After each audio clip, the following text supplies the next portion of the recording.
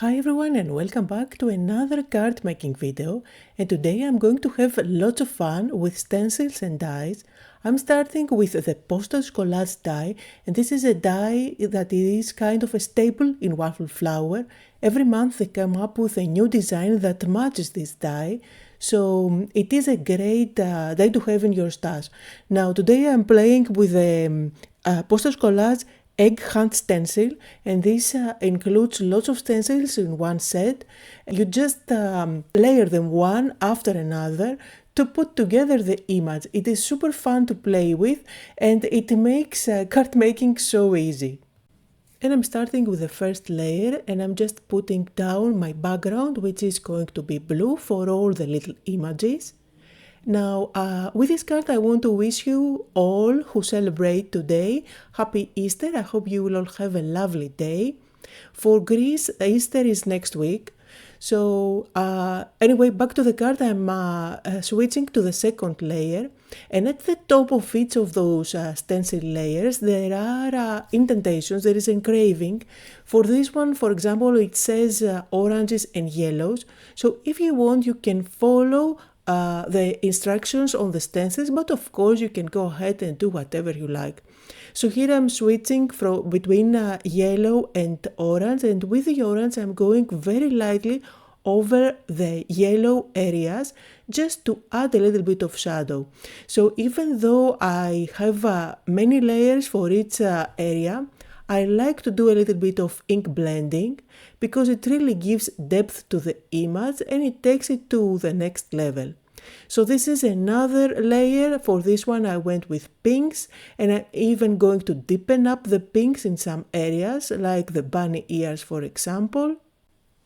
And today I'm playing with products from the latest release by Waffle Flower, the April release. Just like always, there is an exclusive coupon code for my audience that you can use if you shop directly from Waffle Flower and if this is your first purchase. But also make sure to check the links down below in the description where I post all the supplies that I use, because I do add the coupon codes in various shops when these are available. So I did add the pink details, now I'm adding the grass and the leaves. Again, I'm using a couple of shades for green. And look how beautiful it comes together. I feel like those layering stencils and the Postage Collage die makes the perfect card, especially if you don't know how to do compositions or if you are a beginner. This is a great set to have. With the same die, you can just build up your stash with different stencil sets every month, and you can have pretty much a stencil set for every occasion. I mean, the selection in the Waffle Flower website is amazing. So I am going to use a couple of circle stamps, which I'm going to just stamp over those images. And this is going to give a kind of a postage look and feel. I am going to use a stamp that says hugs as my sentiment.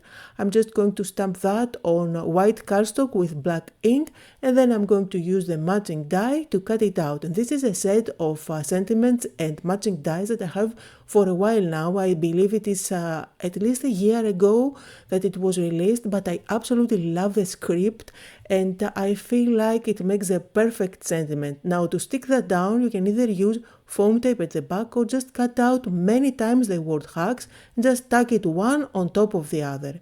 And here you can see some close-up photos on this card. For my next card, I'm using another stencil which is going to put together a little square image which makes a perfect focal point. All the different layers are just in one stencil, so you will see that all I'm going to do is just shift it to the next area.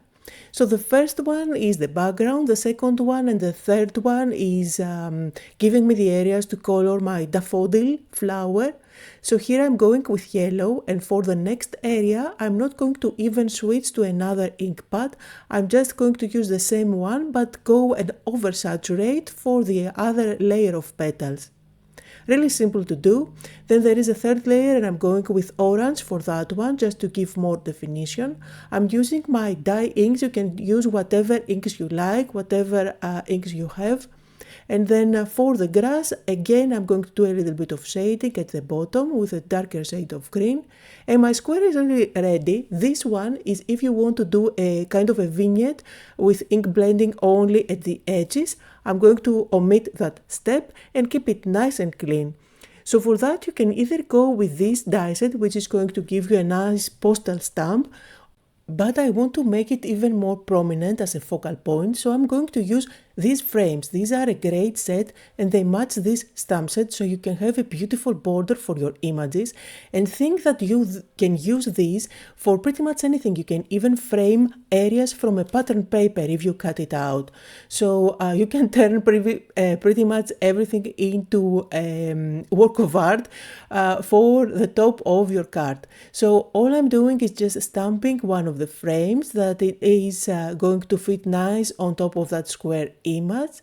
I'm even adding a little bit of shading with a darker shade of brown only at the edges, and you can see how that elevates the frame even more. I'm going to use the matching die to cut it out, and this is going to create a little window on the inside. So this is going to allow you to place that frame anywhere you like. Now I am going to pop that frame with foam tape at the back, and this is a great opportunity for you if you want to create shaker elements. So you get loads of frames to do shaker elements for the top of your card. And remember that you can combine many of the frames for your card, so you can have kind of a composition like a wall. So, however, for my card, I'm going for something more clean and simple. I just used the cross hatch texture die for the background just to give some interest there. And then I'm going to use one of the fun sentiments from this stamp set, which gives you perfect sentiments for the frames. And I went with the one that says, hope today is frame worthy. You can definitely frame the sentiments as well. I decided to just use it to cut out the inside piece, and these are the two cards that I made for today. Here are some close-up photos on both the cards. Down below in the description you can find links to everything I used, and don't forget to check the coupon codes. Thank you all so much for joining me today. I hope that you had fun and that you got inspired.